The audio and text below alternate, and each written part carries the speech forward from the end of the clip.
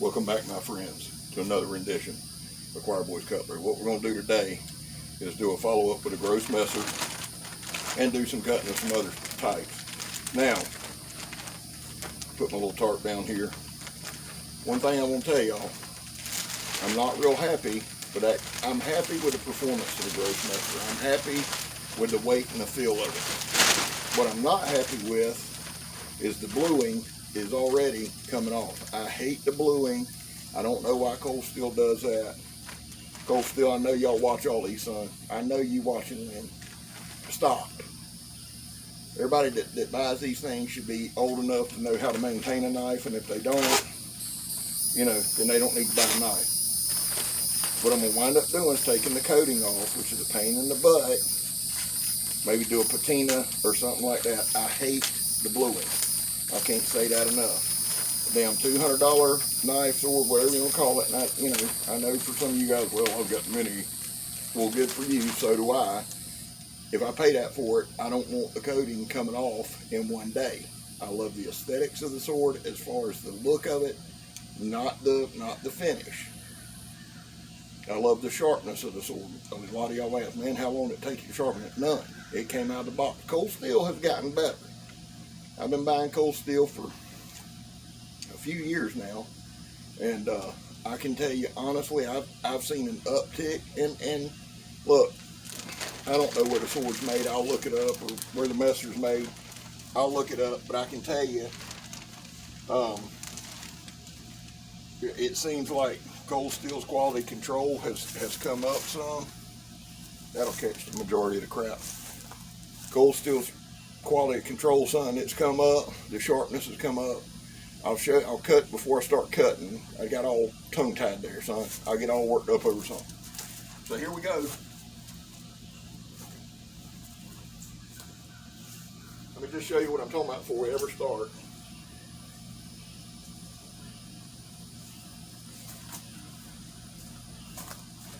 Right here, now. Right here, a little of bluing is coming off there. And on this back side, it's coming off here. I don't know if you can see that. It's enough to be aggravating. So next time you see this, I will try to show you this. See if we can look at the contrast. Now, okay, you can see these spots here where the bluing's coming off. So this shit will come off pretty quick. But y'all look at that blade. That's out of the box sharp. I hadn't run it over anything or ruined it yet. So let's just get into it. What I got here is a water bottle, because I know y'all love them water bottles. And then I got a couple 5-hour energies. Now, if I was Eric Hussein, I could cut all three of them with about 3 cuts, but I'm not. So what we're going to do, we're going to go double hand in twain, son. 2 in twains right there. Let's see what we got.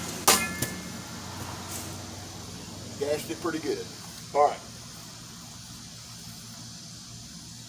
One thing I've learned, if nothing else, is angles. And one thing with them plastic bottles, son, if you don't hit the right angle, you're going to baseball bat it. I baseball batted that. That's not the sword's fault, as you can see.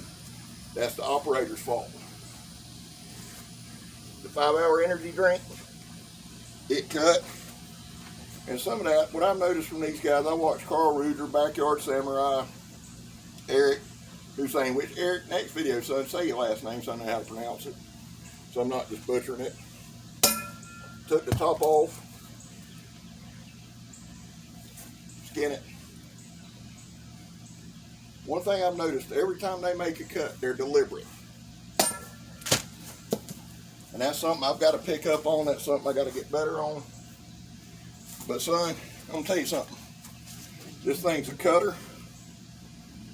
Cut it in twain right there, son. Holding on by a thread. What we're going to do, is my dogs will shut up. I hate them dogs. I mean, I love them. I love to hate them. You know what I'm saying? The rescues, like that's my fault. Right there. Let's just see if we can make it thin. Right there. Now,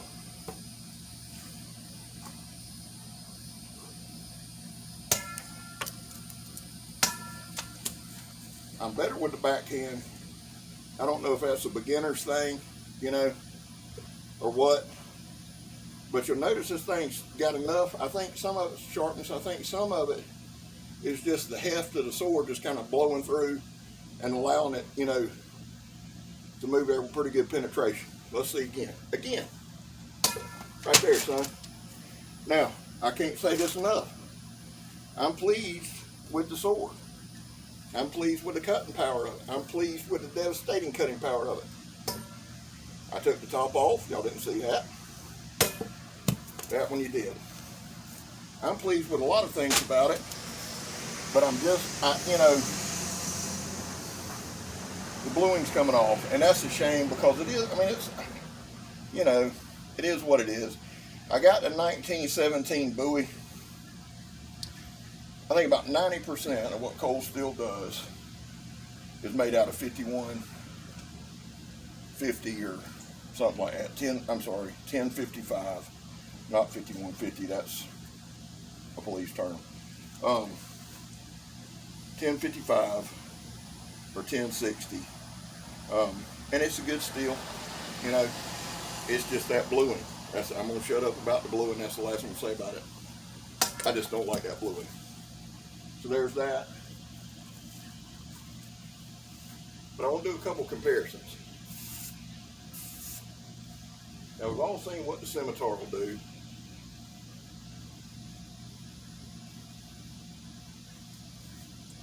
We've all seen what the scimitar will do. I'm happy with this thing, man. I mean, it got some good cuts. There's spaghetti squash all over the yard. I hate squash, so that's where it needs to be. It's a good looking sword. It's big. You gotta be a man to swing it, you know, whatever. What we got here is another fruit I hate. This is Scab's Hate Fruit Day. Avocado. Is avocado a fruit? I don't know. I don't care. I'm sure some asshole in the comment. Yeah, sure. All right, let's do this.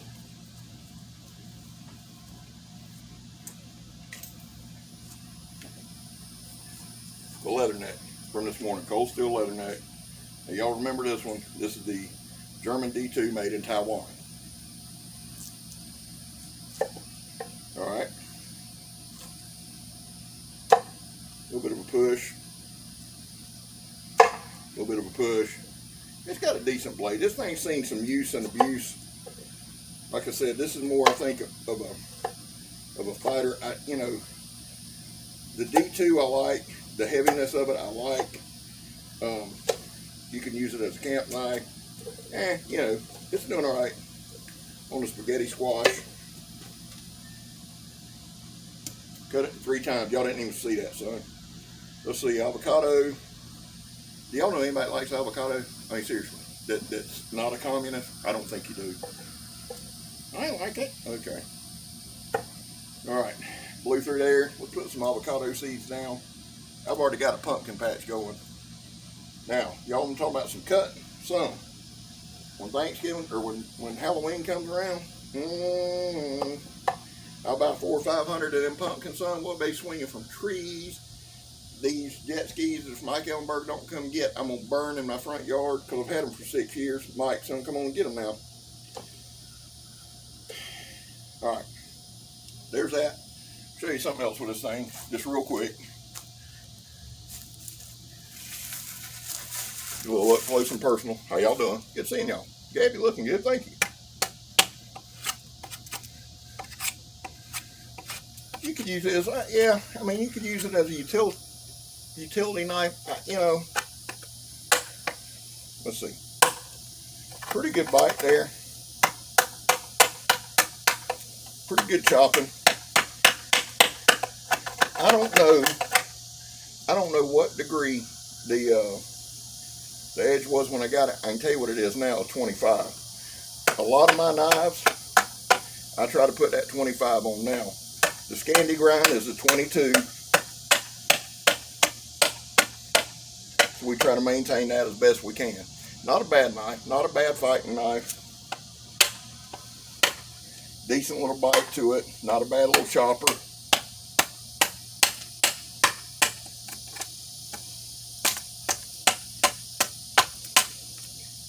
I'm telling y'all, this thing here is based on the American icon. Now remember, kids, when you're in a knife fight, you got to do two things. One, you got to turn that hat back around, you know, like you're Fred Durst or something.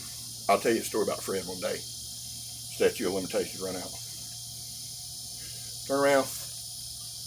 You know, this way when you get stabbed to death, your hat will be backward, and it'll be like, that dude, he must have been fighting a ninja, son. Do I recommend a knife? Yeah, I do. Do I wish Cole still did their products in America? Yeah, I do. But then, you probably wouldn't be able to afford them. I'm an American worker, have been for 30 years, 35 years now. So, I'm telling y'all, there's a lot of things that I wish would be better. There's a lot of things, but there's a lot of things that the American worker is responsible for. And I know we don't like hearing that. But one of the reasons knives and things like that and all that's made from other parts of the world, well, I ain't even going to get into it. Here's the deal. I wish they would make the crap in America. They don't. So if you're going to make it somewhere else, you know, Taiwan said screw China. Okay, I'll support that. I'll go with that. But just remember, the original, the legend, the icon, the K-bar is made in the USA. Dude, I've got 3 of them, okay? That's not a pat on my back. I also try to buy a lot of Ontario, made in the USA. ZTs, made in the USA. If that's huge to you, good on you. I've said this a billion times. I work hard for my money. I'll spend it where I want, but I do try to be careful. I do try to avoid knives made in China. I just try to avoid it. You know, do they make some good knives? Sure they do. I'd be lying if they said they didn't, or I said they didn't. But just not my thing. So, like I said, Taiwan's next best thing. Can't get more American than that. Let's do this. Let me see where I'm at on that minute mark. Y'all know Scabber's about blind. We had 12 minutes. Let's take about 3 more minutes. See that? Let's say about 3 more minutes. I got this basket hilt and I got this saber. Let's do a couple more cuts and we gone.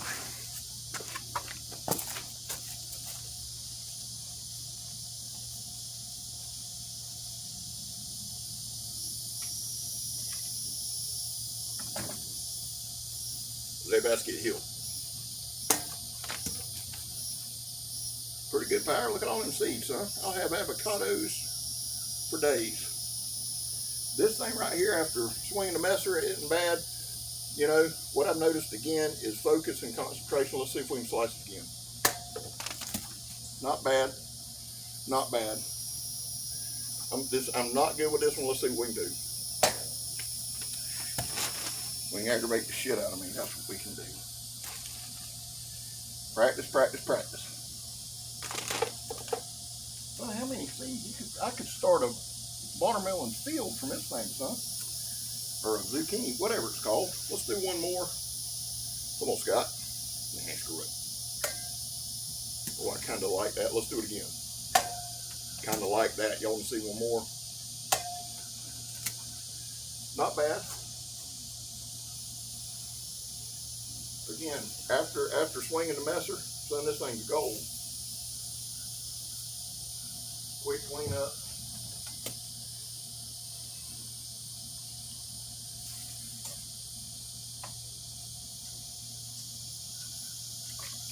All right, last one. Let's finish the day off right.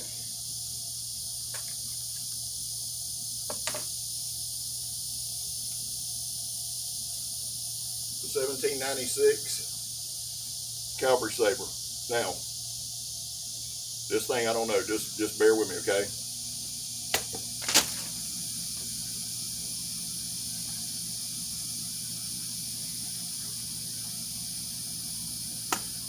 Took the top off of it.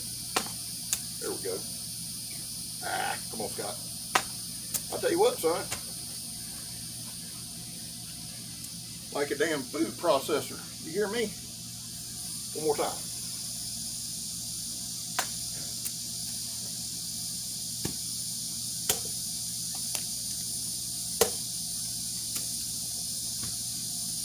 Y'all didn't see that, but I knocked it out of the park. All right. Let's do one more cut while we're doing our last cut. 22 veterans a day commit suicide. Guys, if you're a veteran, you're watching this and you're in bad shape, please reach out to somebody. If you're anybody watching this and you're at the end of the rope, dude, there's light at the end of the tunnel. I'm just telling you, I've been there.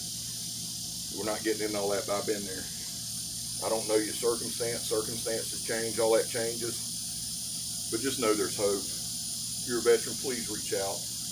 Please, please, please don't harm yourself. I love y'all. God bless y'all. Addiction is something I fight daily, man, so I'm right there with you. If I could take this saber or that sword to it, it'd be one or the other. I guarantee you. Hey, out of the three, if I had to fight addiction one, it'd be that gross messer, so I could just cleave it in 20. I love y'all. God bless y'all. Out of the three swords, I'm going to tell you that gross messer is pretty badass. Y'all have a great day. Have a great work week. I'm Scab. You're not. We gone. This ain't